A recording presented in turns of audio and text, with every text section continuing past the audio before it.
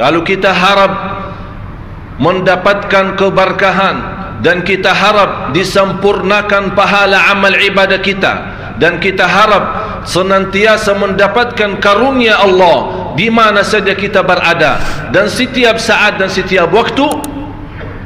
Ada 3 hal yang perlu kita laksanakan. Yang pertama, innal ladzina yatluna kitab Allah, mereka sifatnya senantiasa membaca kitab Allah. Mohon maaf jamaah sekalian, kita umat Nabi Muhammad sallallahu alaihi wasallam, pertama ayat yang diturunkan kepada umat ini adalah Iqra bismi rabbikal ladzi khalaq. Bacalah. Ini perintah dari Allah untuk baca. Apa yang kita baca? Kitabullah.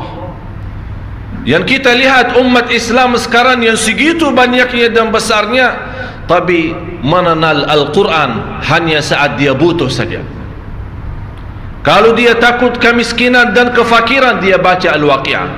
Kalau istrinya lagi hamil supaya mendapatkan anak yang taat, atau anak yang gagah, atau yang perempuan yang cantik, dia membaca Maryam atau surat Yusuf. Kalau ada orang yang meninggal, dia baca surat Yasin. Tapi kalau tidak ada hubungan dan keperluan, kita tidak baca sama sekali. Kita harap Allah berikan keberkahan dalam kehidupan kita, tapi kita ummatul Quran, umat Nabi Muhammad yang kita akui cinta Allah, cinta Rasulullah, tapi Quran pun kita belum bisa menjadi sebagai bahan pedoman dalam kehidupan kita. Yatluna kitab Allah, senantiasa membaca kitab Allah. Saya nasihati jamaah sekalian, jangan lewat 1 hari belum baca kitab Allah.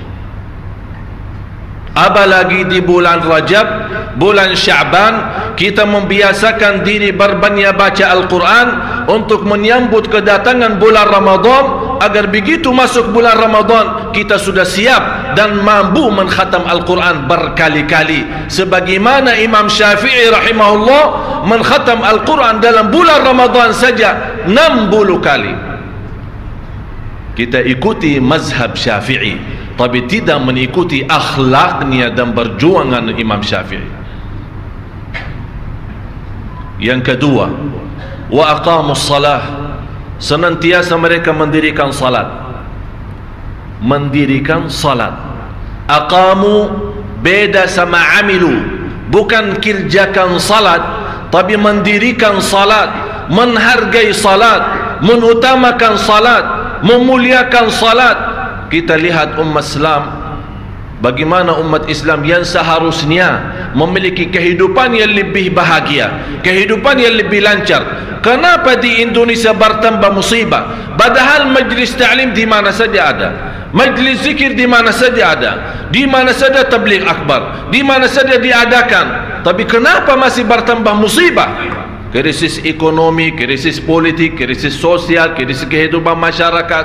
Ini semuanya musibah yang seharusnya kita ambil pelajaran, sadar dan kembali kepada Allah. Kalau kita ingin negeri ini dijadikan oleh Allah baldatun tayyibatun wa rabbun ghafur, jangan memainkan salat. Saya kenal ada seorang dari umat Islam, sungguh dia hanya salat Jumat, habis Jumat tidak pernah salat sama sekali. Kira-kira seperti orang ini, apa yang dia harap dari Allah? Salatnya saja tidak beres, bagaimana Allah membereskan dan melancarkan urusannya? Yang ketiga, wa anfaqu mimma razaqnahum, mereka senantiasa mensedekahkan sebagian dari rezeki yang diberikan oleh Allah secara terang-terangan maupun sembunyi, maupun diam-diam. Boleh sekali-kali orang tahu sedekah kita, tapi yang sering kali jangan ditahu sama orang. Yang lebih besar sedekah kita jangan ditahu sama orang. Biar orang tahu saat kita bersedekah 1.000 atau 10.000, agar tersebar cerita, oh ini orang suka sedekah sedikit atau kecil sedekahnya. Tapi saat kita bersedekah besar, karena kita punya niat lillahi ta'ala, lahiran dan batin. Kita tidak peduli ditahu sama orang miliaran sedekah kita, biar orang tahu ribuan sedekah kita, karena kita bukan minta dipuji oleh manusia, tapi kita harap dipuji oleh Allah yang maha agung dan maha besar. Dan tiga hal ini akan Allah memberikan karunia. Juba Bapak dan jamaah sekalian yang dimuliakan Allah, kalau kita amalkan tilawatul Quran, membaca kitabullah dan mendirikan salat, kemudian bersedekah dari setiap sebagian rezeki yang diberikan oleh Allah, semampu kita akan Allah memberikan karunia yang luar biasa, yang barangkali kita belum bisa menghayalkan dan memfikirkan. Tapi saat kita membuktikan keikhlasan kita lillahi ta'ala, dan kita menjaga salat 5 waktu tepat waktu berjamaah, akan Allah tunjukkan kepada kita apa itu Allah, dan apa itu kebaikannya Allah, dan apa itu karunia Allah. Kalau kita ingin Allah memberikan luar biasa, harus kita juga bersedia memberikan kepada Allah yang luar biasa, baru akan Allah tunjukkan kepada kita yang luar biasa. Tapi jangan harap luar biasa dari Allah, kita yang biasa saja belum mampu memberikan kepada Allah. Qul inna salati wa nusuki wa mahyaya wa mamati lillahi rabbil alamin, yang kita baca setiap iftitah kita. Hidupku, matiku, ibadaku lillah.